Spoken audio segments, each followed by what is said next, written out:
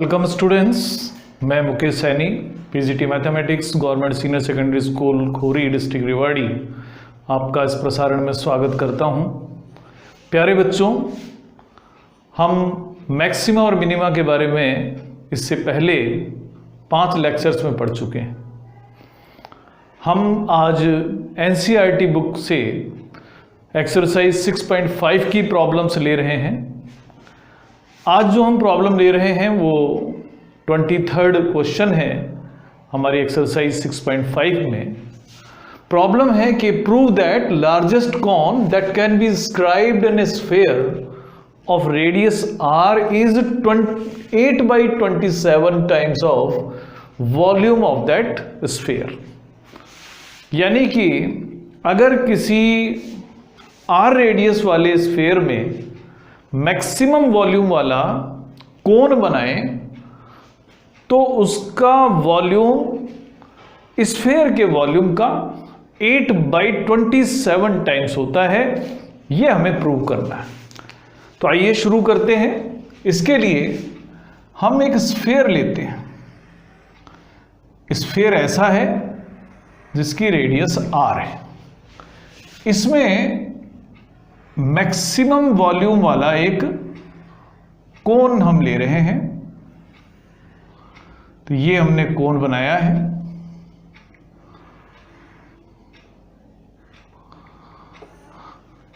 यहां कहीं स्फीयर का सेंटर है और ABC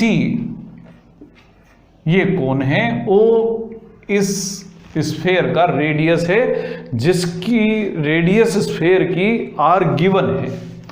तो गिवन है OA, OB और OC जो रेडियस हैं वो कैपिटल R है। इस पॉइंट को हम D ले लेते हैं और ये सपोज कर लेते हैं कि जो O से लेकर D तक की डिस्टेंस है वो h है। तो अब मैं O को C से ज्वाइन कर देता हूं।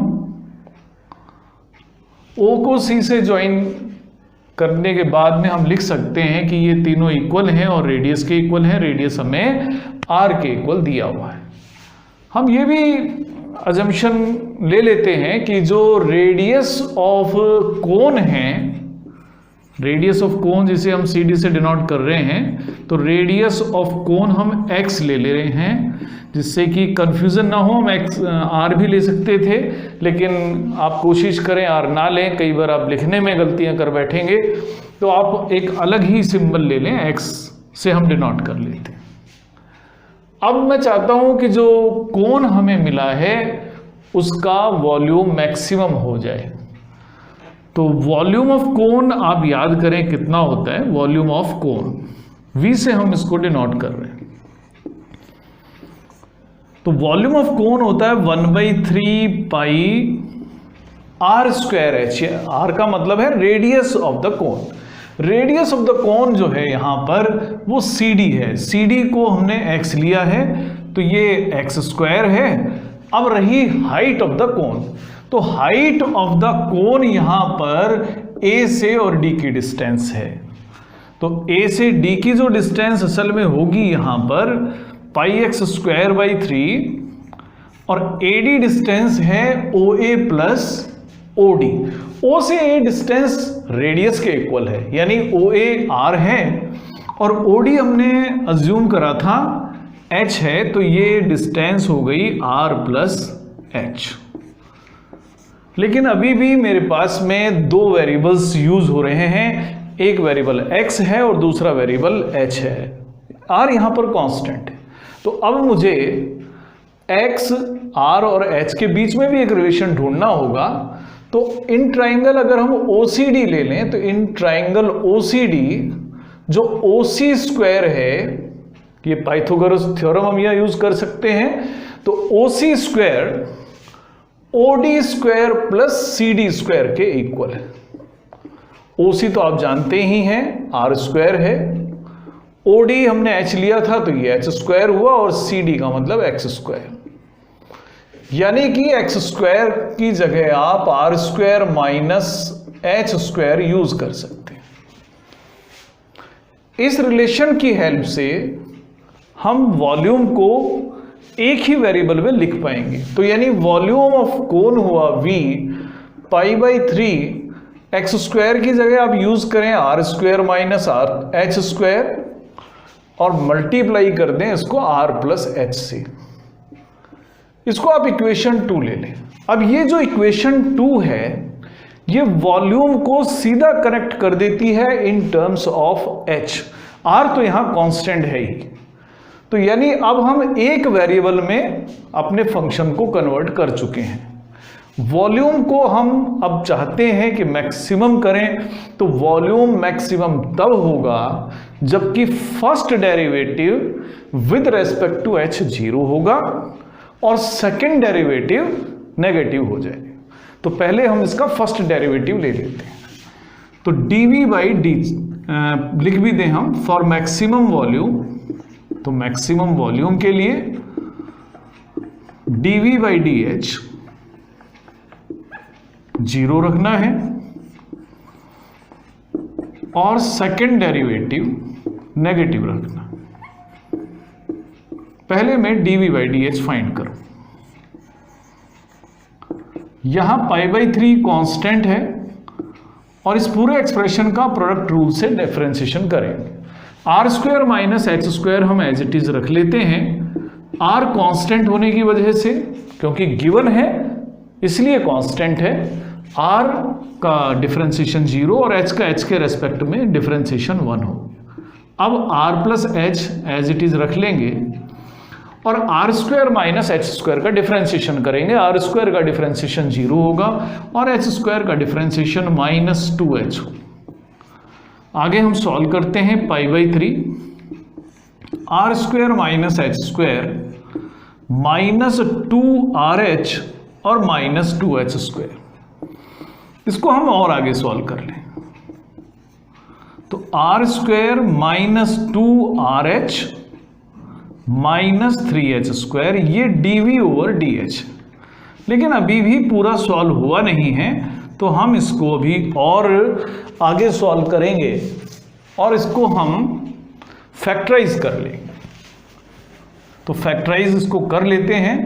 तो फैक्टराइज जब हम करेंगे इसको तो हमें मिलेगा dv/dh। फैक्टराइजेशन हम आराम से कर पाएंगे, तो मैं इसके सीधे फैक्टर्स लिख देता हूं। इसके फैक्टर्स होंगे r-3h और r+h। तो ये फैक्टराइजेशन के बाद की सिचुएशन है, यानी इक्वेशन नंबर हम 3 यूज कर लेते हैं और dv/dh को 0 के इक्वल रखकर हम r और h का कोई रिलेशन फाइंड करते हैं। जब मैं इसको 0 के इक्वल पुट करूंगा तो r-3h और r+h का जो प्रोडक्ट है वो 0 होगा। अब दो फैक्टर्स का प्रोडक्ट 0 होने का मतलब है इनमें से एक फैक्टर तो 0 है ही है। तो यानी r की वैल्यू 3h है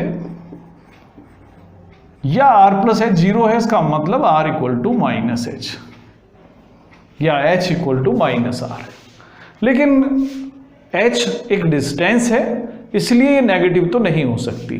तो ये पॉसिबिलिटी तो हम कैंसिल कर ही देते हैं।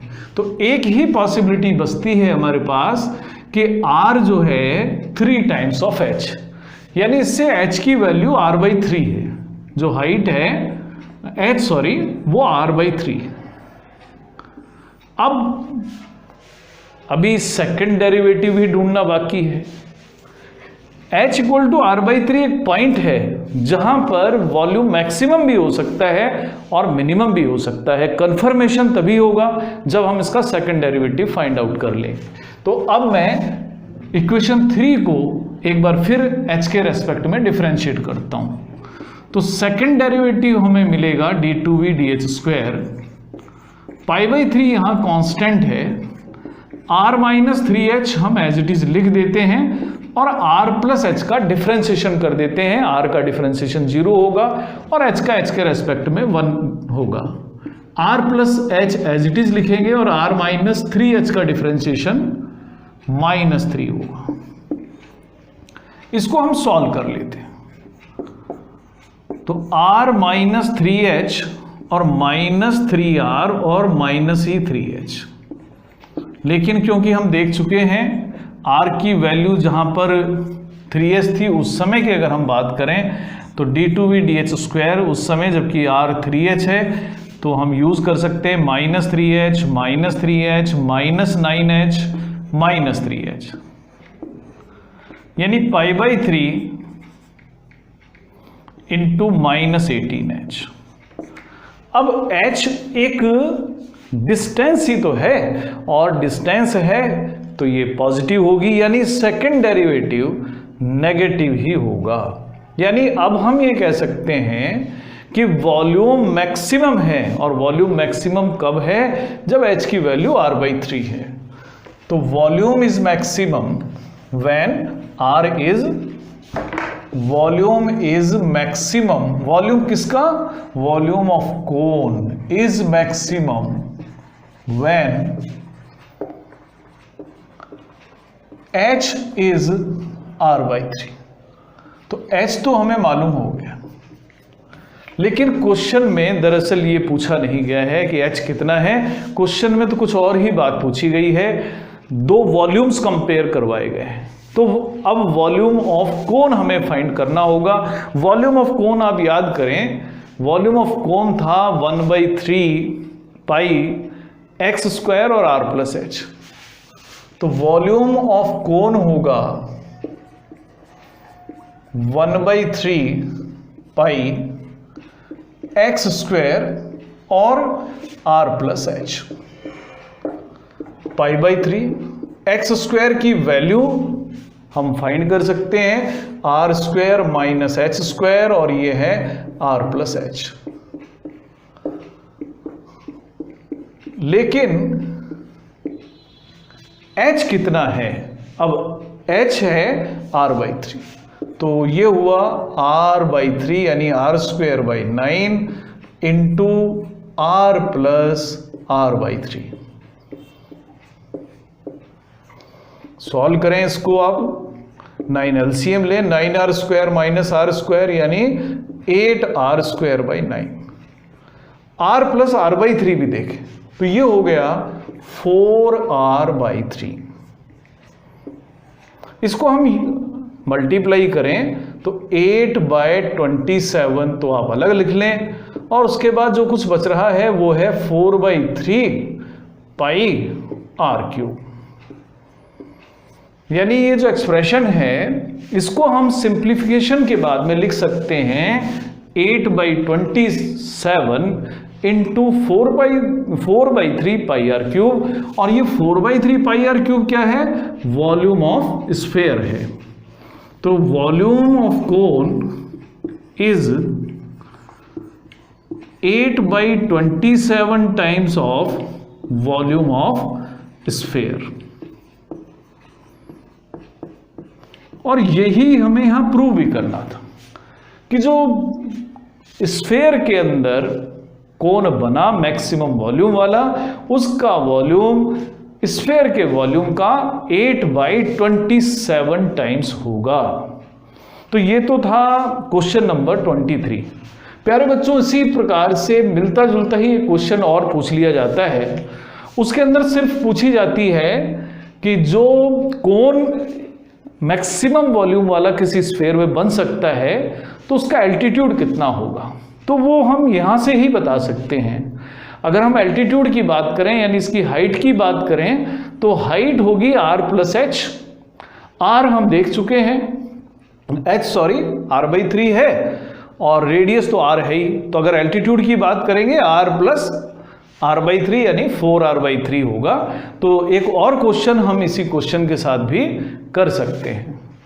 अब एक और प्रॉब्लम हम ले रहे हैं और ये 24th प्रॉब्लम है। क्वेश्चन है कि show that the right circular cone of least curved surface area, show that right circular cone of least curved surface area, यानी हम शॉर्ट में लिख देते हैं CSA, and given volume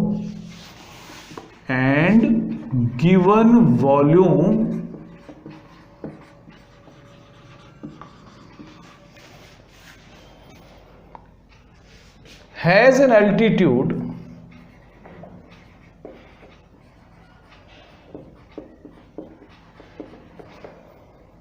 equal to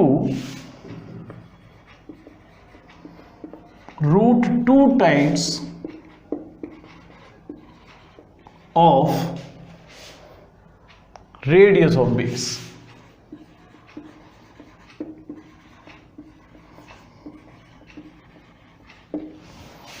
यानी आप क्वेश्चन को समझिए, हमें प्रूव करना है कि जो राइट सर्कुलर कोन है लीस्ट कर्व सरफेस एरिया वाला और जिसका वॉल्यूम फिक्स्ड है, गिवन है, उसका एल्टीट्यूड रेडियस का रूट 2 टाइम्स होता है। हम एक कोन लेते हैं,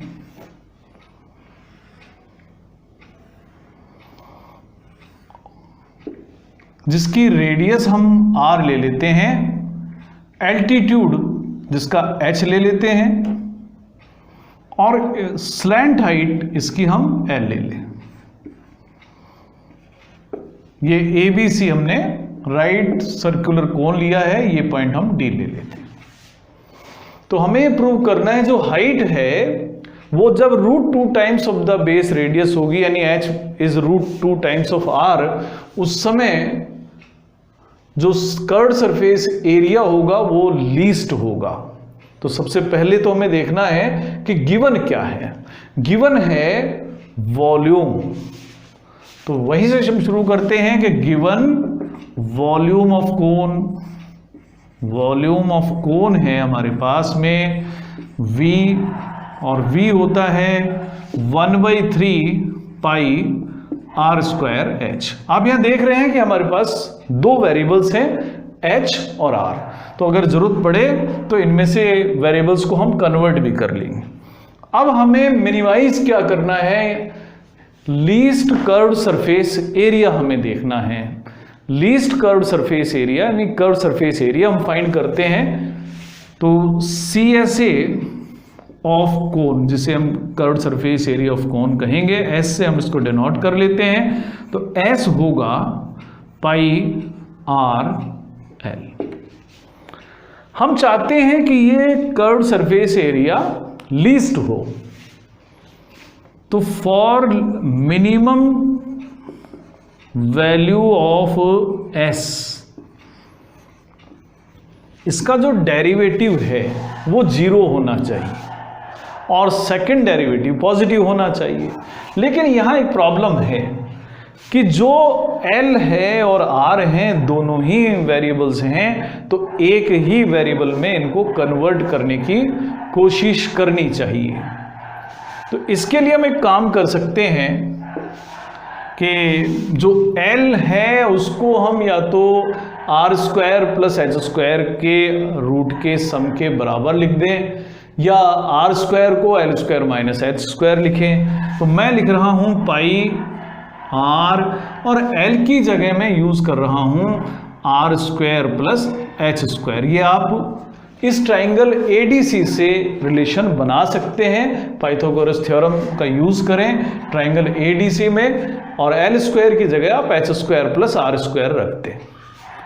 अब यहां पर आपको एक दिक्कत और महसूस होगी, क्योंकि हमें यहां डिफरेंशिएट भी करना है। अगर हम s का डिफरेंशिएशन करेंगे तो रूट्स आएंगे जो हमें कैलकुलेशन में प्रॉब्लम्स पैदा कर देंगे। तो इससे बचने के लिए for minimum value of s, इसका डेरिवेटिव 0 होना चाहिए। तो जब जब s मिनिमम होगा तो उसका स्क्वायर भी मिनिमम होगा। तो इससे पहले कि हम इसको आगे बढ़ाएं, इसी को हम सॉल्व कर लें, तो हम लिख सकते हैं कि if s is minimum then its square is also minimum, then s square को एक नया नाम देते हैं, z हम नाम दे देते हैं, इज ऑल्सो मिनिमम। तो अब बात करें कि z कितना होगा,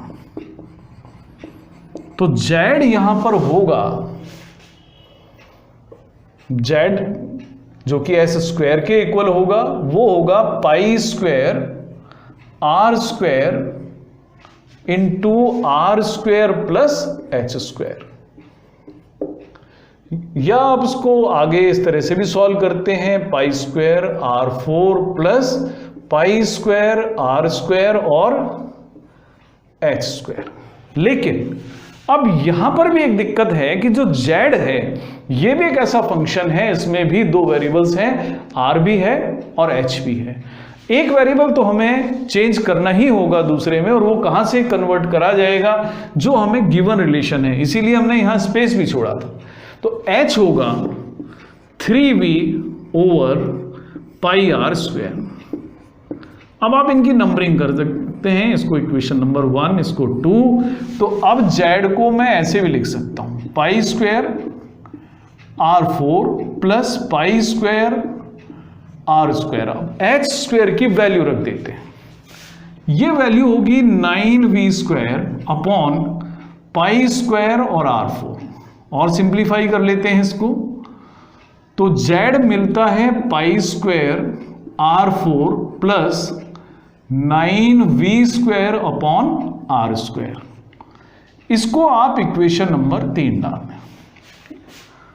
यानी कि अब जो मेरे पास फंक्शन बना है जिसका नाम z है, ये ऐसा फंक्शन है जो प्योरली एक ही वेरिएबल में है और वो वेरिएबल है r। तो अगर मैं z की वैल्यू चाहता हूं कि मिनिमम रहे, तो अब मैं इसके डेरिवेटिव्स ले लेता हूं। तो for minimum value of z, minimum value of z के लिए इसका फर्स्ट डेरिवेटिव हम लेते हैं, dz बाई dr 0 होना चाहिए, और जो सेकंड डेरिवेटिव है वो पॉजिटिव होना चाहिए। पहले हम dz बाई dr की बात करते हैं। पाई स्क्वायर कांस्टेंट है, r4 का डिफरेंशिएशन 4r क्यूब होगा, 9v स्क्वायर तो कांस्टेंट ही है। अब 1 अपॉन आर स्क्वायर का डेरिवेटिव आप लोग जानते हैं -2 ओवर आर क्यूब होता है।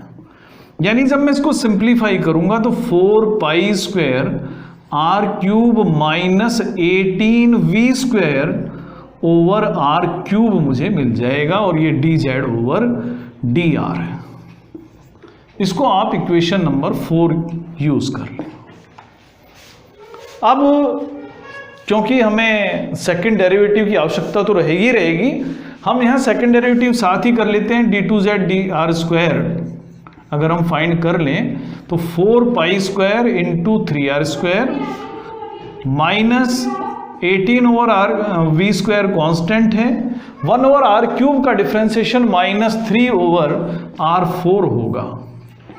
यानी जब आप इसको सॉल्व करेंगे तो आपको मिलेगा second derivative 12 pi square R square plus 54v square over r4। आप देख सकते हैं कि ये जो एक्सप्रेशन आया है इसमें सिर्फ r की इवन पॉजिटिव पावर्स ही यूज हो रही हैं, और r क्योंकि रेडियस है तो ये वैसे भी कभी नेगेटिव नहीं होना है, तो सेकंड डेरिवेटिव तो पॉजिटिव होना ही होना है। अब चाहे हमारे r की वैल्यू कैसी भी रहे, लेकिन इतना तय है कि जो सेकंड डेरिवेटिव है वो पॉजिटिव ही है। यानी वॉल्यूम तो उसका मिनिमम, जो सरफेस एरिया है वो तो मिनिमम होना ही है। अब कब होना है वो हम इक्वेशन नंबर 4 को सॉल्व करके बता देंगे। तो फॉर मिनिमम वॉल्यूम जो फर्स्ट डेरिवेटिव था उसे हम 0 के इक्वल पुट कर देते हैं। 4 पाई आर स्क्वायर आर क्यूब बराबर होगा 18v square over R cube के, क्योंकि dz बाई dr को जब आप 0 के इक्वल रखेंगे तो आपको मिलेगा 4 pi square R cube equal to 18v square over R cube.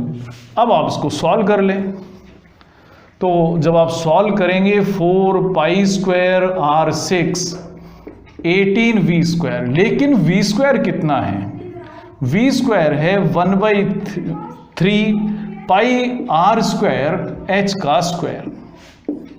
यानी जब इसको सॉल्व करेंगे तो मुझे मिलेगा 1/9 पाई स्क्वायर r4 और h स्क्वायर, और यहां पर है हमारे पास 4 पाई स्क्वायर r6। अब सॉल्व कर लेते हैं इसको। तो सॉल्व करने पर मुझे मिला 2 पाई स्क्वायर r4 और h स्क्वायर, इधर है 4 pi square r6। Pi square cancel होगा, आप दोनों साइड 2 r4 से डिवाइड कर दें। डिवाइड आप कर रहे हैं 2 टाइम्स ऑफ r4 से, तो जब हम इसको डिवाइड करेंगे तो हमें मिलेगा 2r square equal to h square, यानी h इक्वल टू √2r। ये वो रिलेशन है जो हाइट को और रेडियस को एक दूसरे से रिलेट कर रहा है, यानी सरफेस एरिया उस समय मिनिमम होगा जब height of the cone will be √2 times of the radius. और यही हमें प्रूव करना था कि जो हमें कोन दिया गया है, वॉल्यूम जिसका फिक्स्ड है, उसका कर्व्ड सरफेस एरिया उसी समय लीस्ट होगा जबकि हाइट √2 टाइम्स ऑफ रेडियस होगी। प्यारे बच्चों, आज हमने ये 2 प्रॉब्लम्स ली हैं, दोनों लेंथी प्रॉब्लम्स हैं। समय और प्रॉब्लम्स लेने की आज इजाज़त नहीं दे रहा है। अगली प्रॉब्लम्स हम इससे अगले लेक्चर में कवर करेंगे। आज के लिए इतना ही, धन्यवाद।